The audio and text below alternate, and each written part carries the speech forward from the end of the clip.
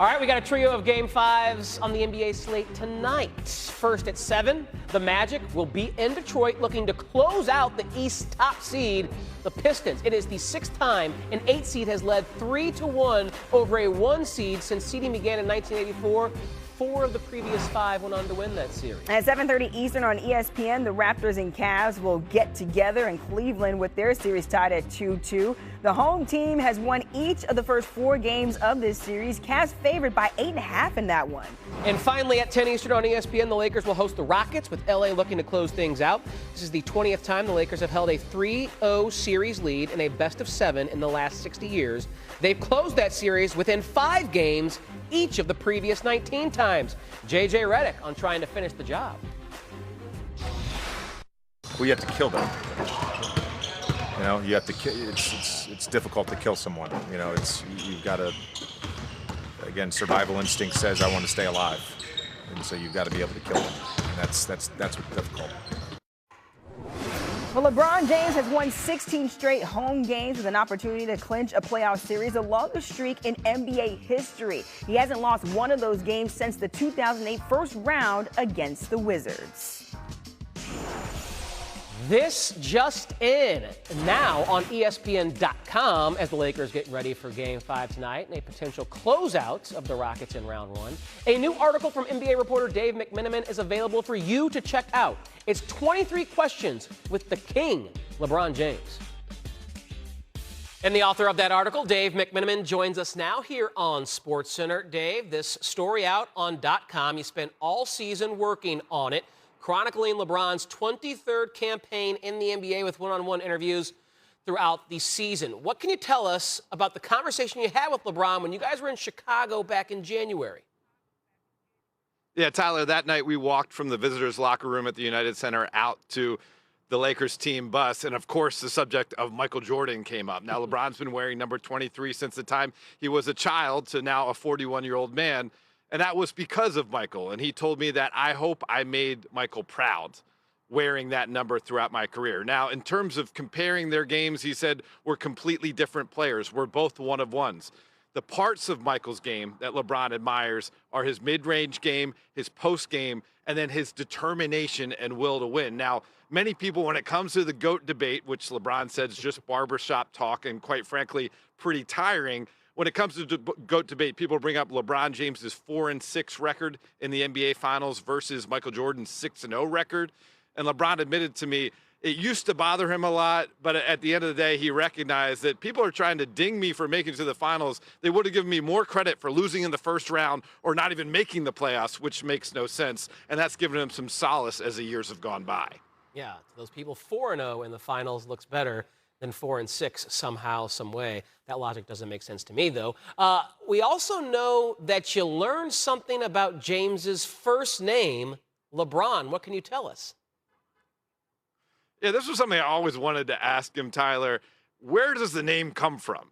And he told me the story that his mom, Gloria, told him was that it was the name of one of his grandfather's best friends. He doesn't really know much beyond that. He never met this best friend of his grandfather. He's not sure the origin of where his grandfather's best friend grew up. He said when he was a kid, he didn't always love, sometimes people would mispronounce his name. He would hear LeBron, he would hear LeBrian. But as he's gotten older, he loves his name, and he loves that he's made that name internationally known around the globe. No one mispronounces LeBron's first name at this point. Dave McMenamin with us this morning on SportsCenter. Thank you, Dave. Thank you. All right, more Dave on the 2 o'clock Eastern Sports Center with Matt Barry and Jay Harris. The latest on Austin Reaves' status for Game 5 tonight. Plus, Iman Shumpert takes aim at the Pistons. Could they be bounced tonight? Victor Wembanyama winning his first playoff series in the NBA Tuesday night. Wemby had 17 points, 14 boards, and 6 blocks as the Spurs advanced in the playoffs for the first time since 2017. They will take on the winner of the Wolves-Nuggets series, still in progress in round 1. NBA analyst Monica McNutt joins us now this morning. And Monica, San Antonio, as I said, getting that first playoff win in almost a decade, playoff series win, I should say. What stood out to you about Wemby and the Spurs' performance as a team in round 1? I might be a little bit biased, TY, but I still go back to that first game and those 5 threes that Victor Wembanyama hit, among the variety of things that he gives us to continue to gawk at. I mean, his efficiency obviously is incredible. His mobility at his size is incredible. The 7 blocks the other night when this team turned up in the third quarter in particular, having 4 of those 7s. And then, of course, finishing the deal last night with a well-rounded performance. I have been on record, and my mentions say so because people are listening, wondering if this team was going to be mature enough to make something happen, but also acknowledging that Victor Wembanyama is the great equalizer in terms of a team that may not have traditional experience still being a real problem. Again, they're waiting round 2 to see who wins that Minnesota-Denver series, still underway in round 1. And now, Embiid was a huge part of Philly's win last night as the Sixers kept their season alive on the road. So, Monica, how surprised are you that he's been so impactful after all the injuries and time off this season? Very. I did not expect that last night. I'll be honest.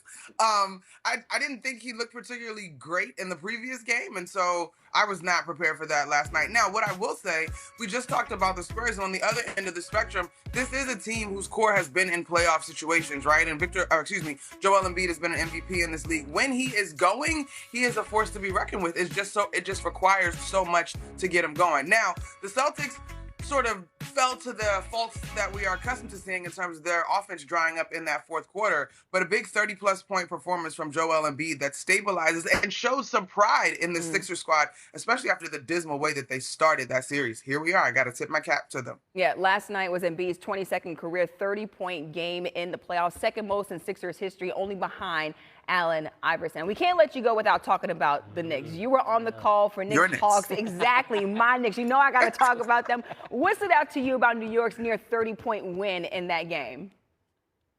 I mean, they came out with an urgency on both sides of the basketball that was really impressive. It was almost as if the 4 games really did wake them up and call their attention to how to separate in terms of demonstrating that veteran presence. You look at your 2 All-Stars, Jalen Brunson getting back on track with an incredibly efficient ball game, 18 for 23 for 39 points. He also had 8 assists in that one last night. And, of course, Karl-Anthony Towns didn't quite go triple-double, but yet another double-double. And so they really went to their bread and butter and showed that they are, in fact, the more talented team. Look, the Knicks clapping back in this series, and that's all I want to see. Monica McNutt with the latest this morning. Thanks so much, Monica.